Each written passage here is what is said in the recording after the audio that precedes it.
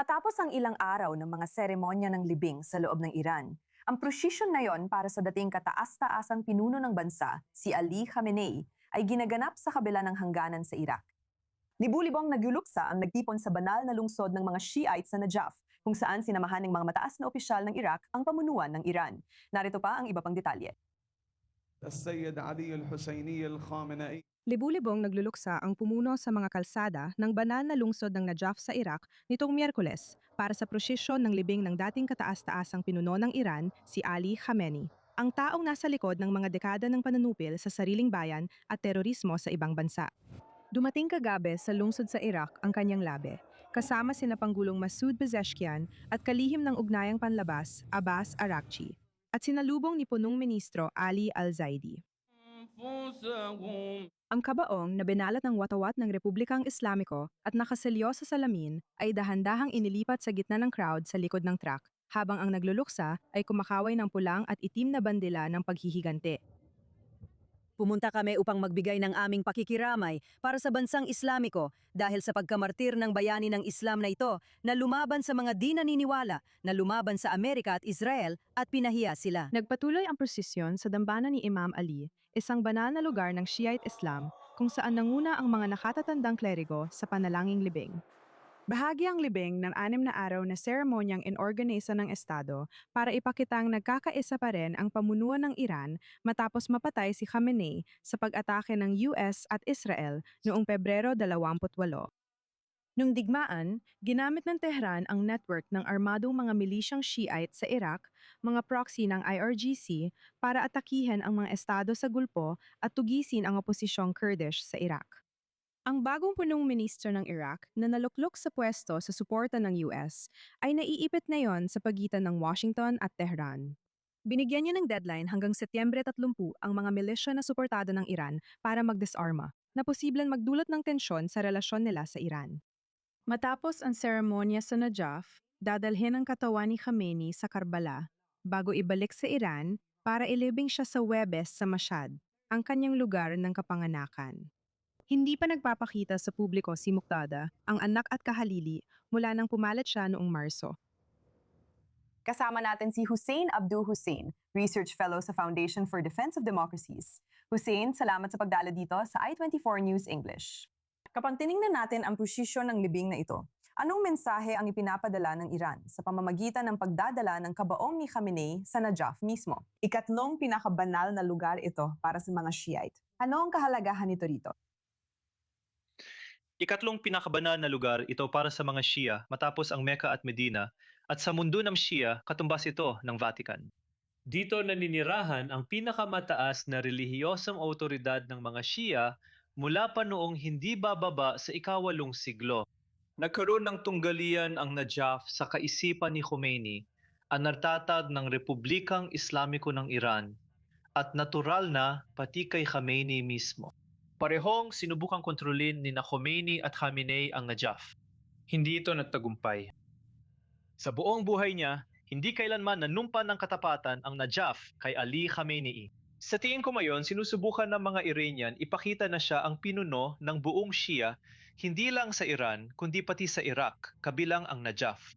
Pero sa tingin ko, isa lang itong uri ng PR stunt. Hindi ko nakikita na talagang nakuha ng taong yon ang Najaf, o na talagang naangkin niya ang Najaf gaya ng gusto niyang mangyari noong nabubuhay pa siya.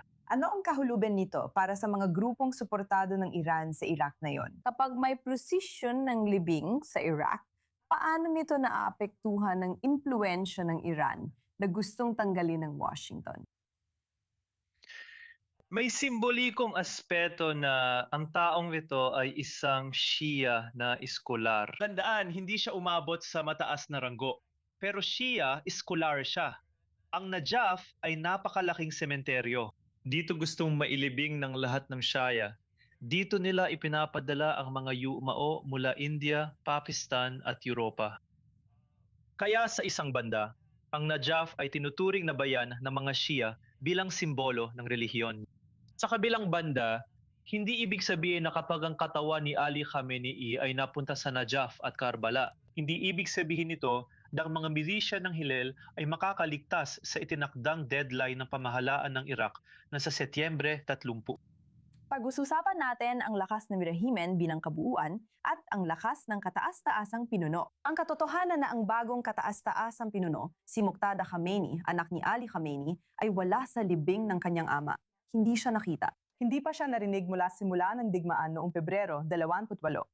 Ano ang mensaheng pinapadala nito sa mga taga-suporta ng rehimen ng Iran? Para sa akin, mukhang hindi talaga sigurado ang mga taga-suporta ng rehimen ng Iran na si Khamenei, ang anak, ay talagang kakampi nila. Maaring nandito siya pero baka nasa coma siya o kung ano man.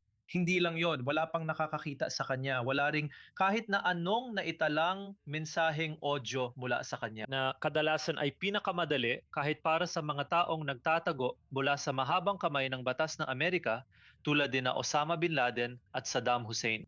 Ang mga taong ito ay nagpapadala ng voice note mula sa kanilang taguan. Samantalang si Khamenei, larawan lang sa karton ang nakikita natin ngayon. Kaya sa tingin ko, lumalaki ang pagdududa. Walang nakakaalam kung sino ang namumuno sa Iran at makikita ito sa kilos ng mga Iranian. Nakikita natin na iba ang sinasabi at ginagawa nila. Sa tingin ko, marami nagbabangga ang paksyon na hindi maganda para sa Islamikong rehimen ng Iran. Masasabi mo bang ito na ang wakas ng ganap na pamumuno ng kataas-taasang pinuno? Tiniting ba natin ang hinaharap ng Iran kung saan hindi na ang Ayatollah ang may huling salita, kundi ang IRGC o rehimen na ang magdedesisyon? Ito naman ang mangyayari pagkatapos ni Khamenei. Si Khamenei mismo ay hindi naman talaga inaasahan na magiging ganun kalaki ang papel. Si Khomeini ay mataas na kleriko. Kahit may hindi siya pagkakasundo sa pamunuan ng Najaf, marami pa rin siyang tagasunod sa Iran at buong mundo. Hindi umabot si Khamenei sa ganoong ranggo. Namuno siya gamit ang RGC, mga ahensya ng intelihensya at lihim na pulis sa madaling salita sa pamamagitan ng dahas at pananakot. Ngayon, wala na si Khamenei. Hindi kami sigurado kung nasa eksena pa ang kanyang anak o kung kaya niyang gampanan ang kanyang papel. Hindi rin kami sigurado kung kasing talino siya pagdating sa politika at sa paggamit ng mga ahensya ng intelihensya na pinaglalaban-laban ng mga ito dahil ito ang karaniwang ginagawa ng mga diktador. Kaya sa ngayon, mukhang mahihirapan ang opisina ng kataas-taasang pinuno at hindi kami sigurado kung may makapagliligtas sa opisinang ito. Lalo na itong Ginoong hindi pa talaga nagpapakita sa publiko. Hussein Abdo Hussein, ikinagagalak naming makasama ka dito sa I-24 News English. Maraming salamat. Salamat!